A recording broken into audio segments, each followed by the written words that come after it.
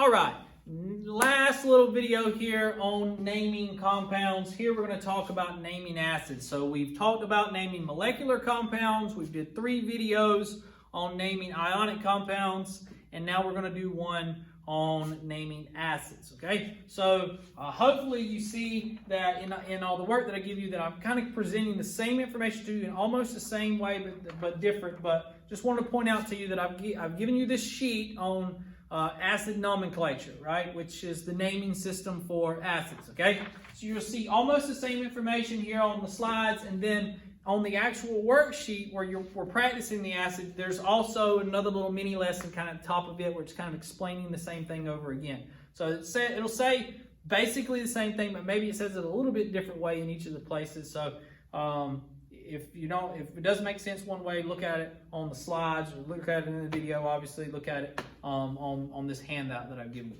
Okay, so naming acids. Let's jump into it. An acid is a compound that has hydrogens bonded to a polyatomic ion or a monoatomic ion. So if it's a monoatomic ion, it just means it's one atom.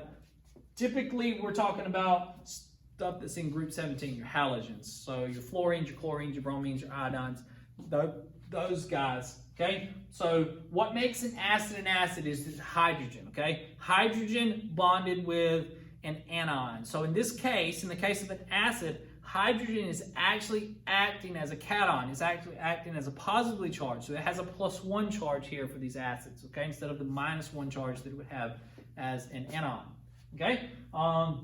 So that's what makes acids special. Hydrogen bonded with these nonmetals, either a halogen, right, or a polyatomic ion, okay, which is a set of nonmetals with a charge, right? So there's 2 different types of acids. We have acids that are binary, meaning they contain 2 parts. That's just hydrogen and a nonmetal. Once again, mainly group 17. And then we have ternary acids, which have 3 parts. They have hydrogen, they have oxygen, and then some other element. Okay, and in some cases they might actually have more than 3 parts, and for a couple of your polyatomics. But you got hydrogen, oxygen, and then another element, okay? Sometimes we refer to these as oxyacids because ternary acids have oxygen in them. So it's an easy way to determine which of the 2 types it is. If there's an oxygen present, it's a ternary acid. If there's more than 2 parts, it's a ternary acid, okay?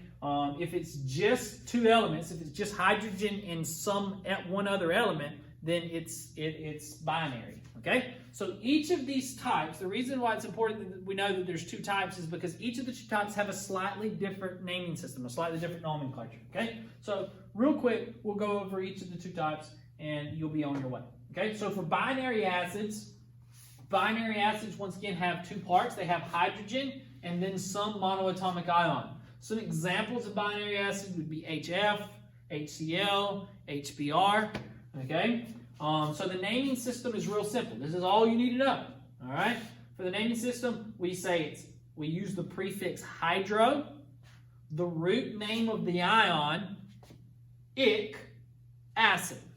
Okay, so if we have this formula HF, okay, start with that. Recognize it's binary. There's no oxygen. You just have hydrogen and a halogen. So this is an acid. Okay. And it's an acid because it starts with hydrogen and it has another nonmetal there, right? And since it's binary, we know that we go hydro and then fluorine. The root of fluorine is fluor, and we change the ending to ic, and we add the word acid, hydrofluoric acid.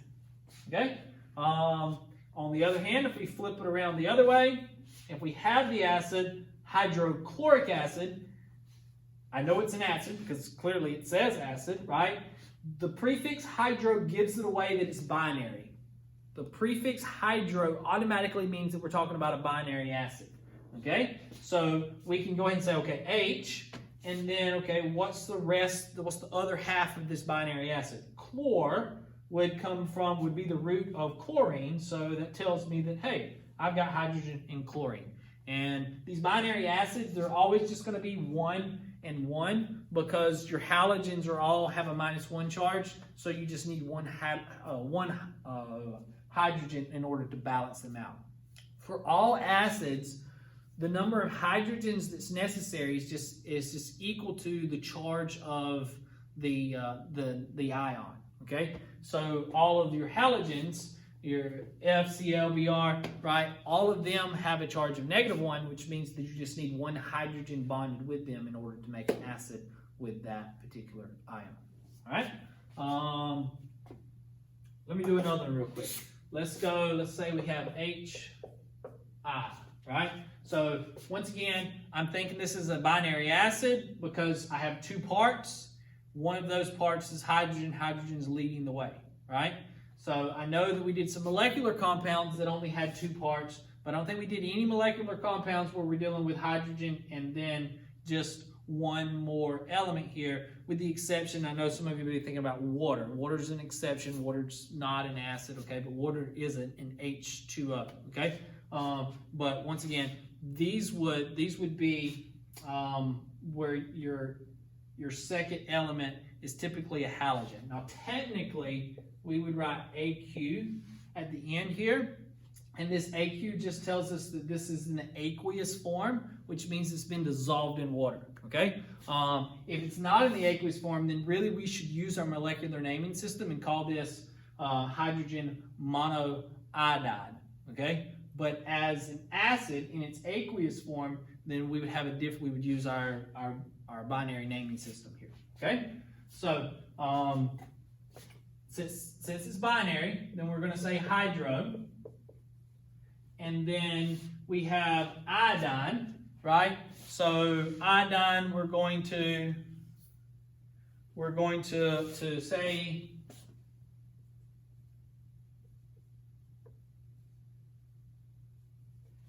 well, I'm going to write it this way. Iodine, right? And we're changing the ending of iodine to ic.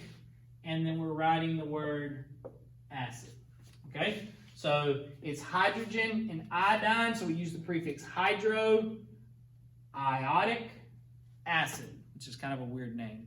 But nevertheless, there you have it, binary, okay? So next thing is the ternary acids, or the oxyacids, acids that contain oxygen. They have three parts, hydrogen and the polyatomic. Now, I know you think, well, that's just two parts, but the polyatomic contains at least two parts. Poly, meaning you got more than one there, okay? So there's at least two parts here, plus the hydrogen making three parts for this ternary acid, right? So our naming system here, we have two things going on here. If the polyatomic ends in 8, then we would name the acid by using the root of the name of the ion, change the ending to ic, and acid. Okay? If the polyatomic ends in ite, then we use the root name of the ion and we change the ending to us, acid. Okay? So 8 becomes ic and ite becomes us. 8 becomes ic, ite becomes us. What helps me remember that is the two i's don't go together. Okay? It's not ite and ic. Okay? So that helps me keep them separated. 8 is the ic and ite is the us. Okay? So first example here, we have H2CO3. So once again, how do I know this is acid? Because I have hydrogen bonded with a polyatomic. Okay? Hydrogen bonded with a polyatomic automatically means acid. All right?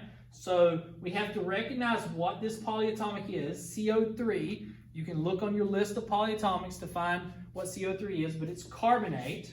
So to name the acid, we use the root of carbonate, but we change the ending 8 to ic and add the word acid. Carbonic acid. All right? We look at this example. Once again, hydrogen bonded with a polyatomic. Tells me that it's a ternary acid. ClO2, I can look at my list of polyatomics to find out what it is, but ClO2 is chlorite.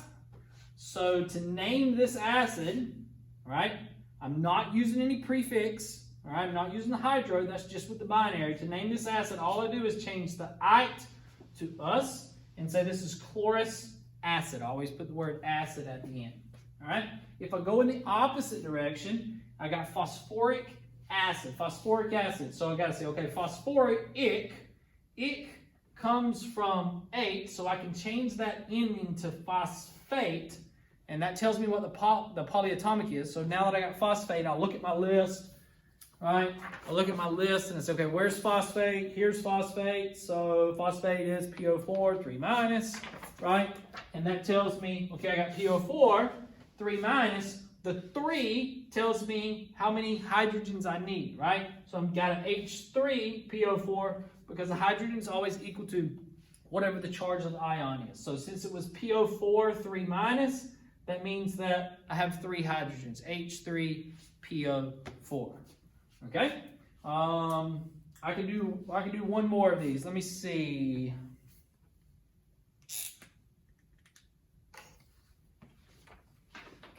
Let's do